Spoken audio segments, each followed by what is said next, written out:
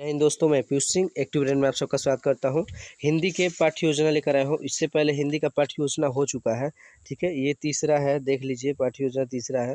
इसको लिखने का तरीका, मतलब कि हेडिंग क्या होना चाहिए, कैसे लिखा जाता है, इसको बता। पाठ्य योजना कहाँ यूज होता है? जैसे कि आप पढ़ाने जा रहे हैं तो उसके लिए पाठ्य योजना होना चाहिए, ठीक है। आपका टीचिंग लगता है तो वहाँ पाठ्य योजना बहुत मोस्ट इम्पॉर्टेंट है। तो इसके बारे में बता दूँ। और जितने भी छात्र हैं, ठीक है, अगर इनको वीडियो अच्छा लगता है तो प्लीज़ आप इसे सब्सक्राइब करिए। और आपके यूनिवर्सिटी से रिलेटेड जो भी न्यूज होता है सबसे पहले इस पे आ जाता है, ठीक। समझ में आ गया? और भी वीडियो बना दियो, जैसे माइग्रेशन सर्टिफिकेट कैसे ऑनलाइन करते हैं, उसके बाद से आपका जो बैक पेपर हो कैसे भरते हैं, और भी बहुत सी वीडियो हैं जो मेरे चैनल पे है। अगर आपको इम्प्रूवमेंट बैक पेपर, चाहे कैसे हैंड राइटिंग होना चाहिए, कैसा पेपर देना चाहिए, ऐसा वीडियो बना हुआ है। आप अगर देखना चाहते हैं मेरे यूट्यूब चैनल पे आप देख सकते हैं, ठीक है। समझ में आ गया? अब आइए बात करते हैं कि यहाँ पे जो है आपका पहला आपका हेडिंग क्या होना चाहिए। छात्र अध्यापक नाम, मतलब छात्र अध्यापिका भी हो सकता है, छात्र अध्यापक भी हो सकता है, ठीक है। यहाँ अपना नाम लिख दीजिएगा। और विद्यालय का नाम होना चाहिए। उसके बाद समय की जगह अवधि भी हो सकता है, अवधि भी हो सकता है, ठीक है। और दिनांक, उसके बाद कक्षा, फिर विषय, उसके बाद प्रकरण। तो आज मैं लेकर आया हूँ जो हिंदी में आपका क्या है, वचन से है, ठीक है।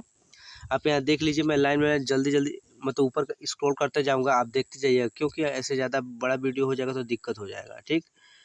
तो ये है आपका उद्देश्य हो गया, ठीक।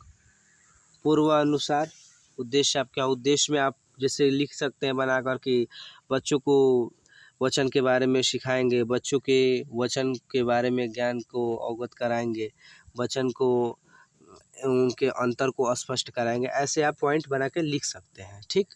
अब आगे आते हैं, ये सबसे मोस्ट इम्पॉर्टेंट, क्योंकि एग्जामिनर जो होते हैं ना, ये ही पूछते हैं आप। तो देखिए, ये सबसे मोस्ट इम्पॉर्टेंट प्रस्तावना में आपका छात्र अध्यापक जो कार्य हो गया और विद्यार्थी कार्य हो गया।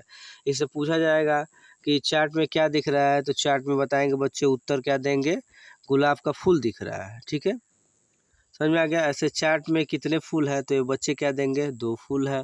तो ऐसे ही उत्तर यहाँ पे देंगे और पूछा जाएगा अध्यापक के द्वारा। प्रस्तावना में ये होता है। आपको समझ में आ गया पूरा अच्छे तरीके से? समझ गया? तो उद्देश्य कथन में पहला हेडिंग आपका उद्देश्य कथन होगा। हेडिंग बस देखते रहिए और यहाँ देखकर आप लिख भी सकते हैं, उद्देश्य कथन होगा। उसके बाद से यहाँ पे शिक्षण, उद्देश्य कथन हो गया, उसके बाद शिक्षा अधिगम व्यवस्था, यह दूसरा हेडिंग होगा। ऐसे 3 कॉलम बनाएंगे, शिक्षण बिंदु, अध्यापिका कार्य, छात्र और छात्रा का कार्य, और विधि प्रविधि सहायक सामग्री, ठीक। ये हेडिंग हो गया आपका। या मैं स्क्रॉल करते जा रहा हूँ, आप देख सकते हैं। और इसके बाद पॉइंट वाइज उसके बारे में आप बताएंगे, उसका परिभाषा लिखेंगे, डिफिनेशन लिखेंगे, वचन का डिफिनेशन लिखेंगे, उसके बारे में बताएंगे। और यहाँ कहेंगे कि बच्चे ध्यानपूर्वक सुनेंगे, ठीक है, और लिखेंगे, नोट करेंगे। समझ में आ गया? वैसे आप डिफिनेशन यहाँ जब दे देंगे वचन के बारे में, तो उससे रिलेटेड आप क्वेश्चन पूछेंगे, क्वेश्चन देंगे, ठीक है, कि बच्चों को अच्छे से समझ में आ जाए कैसा क्वेश्चन आता है। इतना समझ में आ गया? आप बच्चे उत्तर भी दे सकते हैं यहाँ पे। उसके बाद यहाँ क्या लिखेंगे, जैसे कि क्या क्या सहायक सामग्री में आपका होता है, जैसे कि चाक, डस्टर, जो प्रयोग में आता है वो सहायक सामग्री में होता है। समझ में आ गया यहाँ पे? अब परिभाषा यहाँ पे हो गया, परिभाषा हो गया, ठीक है। बच्चे ध्यानपूर्वक सुनेंगे। समझ में आ गया? बच्चे ध्यानपूर्वक सुनेंगे। अभी जब तक ये खत्म नहीं होगा तब तक ये बनते रहेंगे कॉलम, ठीक है। ये शिक्षण बिंदु, अध्यापिका कार्य, छात्र अध्यापक कार्य, छात्र अध्यापक कार्य या अध्यापिका कार्य, छात्रों का कार्य, और सो विधि प्रविधि सहायक सामग्री, जो कि पढ़ाने वक्त लगता है, ठीक। यहाँ इसके बारे में पूरा बस लिखते जाएंगे जब तक खत्म ना हो जाए वचन में जितने भाग होंगे सब खत्म ना हो जाए तब तक लिखते जाएंगे। और अब वचन के प्रकार यहाँ बता देंगे।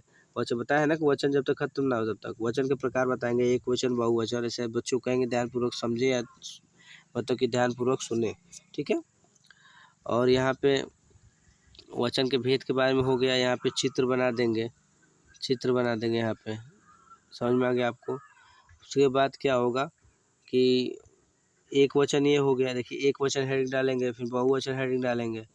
हेडिंग देकर उसको डिफिनेशन इसका दे देंगे, और यहाँ पे कहेंगे बच्चे ध्यानपूर्वक सुनेंगे। उदाहरण में सड़क हो गया, पुस्तक हो गया, लड़के हो गए, लड़कियाँ हो गया, ठीक, ऐसे दे देंगे। उसके बाद से अब जब ये आपका पूरा समाप्त हो जाएगा, अभी तो समाप्त नहीं हुआ, मतलब कि जब तक ये मतलब डिफिनेशन ख़त्म हो जाएगा ये, तो बोध प्रश्न पूछेंगे, जो उनको अभी बताया गया उनका बोध चेक करेंगे कितना वो सीख जान चुके हैं, ठीक है, इसके बारे में। जब प्रश्न आप पूछ लेंगे उसके बाद एक अब आता है आपका अगला हेडिंग क्या होगा, सैंपट सारांश, ठीक है, सैंपट सारांश आएगा आपका।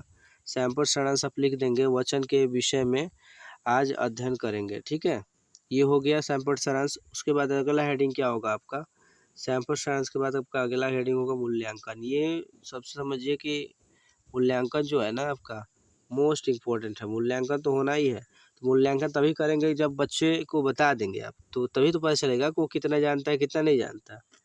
तो आप ऐसे मूल्यांकन करेंगे, ठीक, प्रश्न पूछ के मूल्यांकन करेंगे।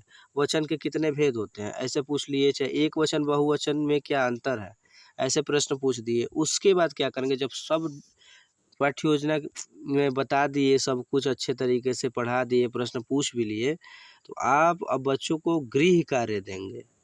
समझ में आ गया, लास्ट हेडिंग आपका क्या है, गृह कार्य। गृह कार्य देंगे बच्चों को, प्रश्न इसमें दे देंगे, प्रश्न आप देंगे गृह कार्य में, उसके बाद से बच्चे यहाँ पे उसको करके आएंगे। समझ में आ गया, ऐसे पाठ्य योजना बनता है, पाठ्य योजना ऐसे ही बनता है। और मेरा वीडियो जैसे कि इसमें कई वीडियो बनाते हो, जैसे संज्ञा के भेद हो गया, श्रृंगार रस हो गया, तो इस पे आपका मेरा बन चुका है, ठीक है, इससे पहले के बन चुका है वीडियो। अगर जिसको भी अगर पाठ्य योजना जैसे कि थर्ड सेमेस्टर में जिसको चाहिए तो मेरे वीडियो पूरा पड़ा रहेगा। जो ऐसे वीर बहादुर यूनिवर्सिटी होगा, जो भी यूनिवर्सिटी के छात्र हैं, तो आप अच्छे से कर दें। ये तो जननायक यूनिवर्सिटी का है, ठीक है, तो आप अच्छे से कर लीजिएगा। समझ में आ गया। और वीडियो अगर आपको अच्छा लगा हो तो प्लीज़ इसको लाइक और सब्सक्राइब करिए, ठीक है। जय हिंद।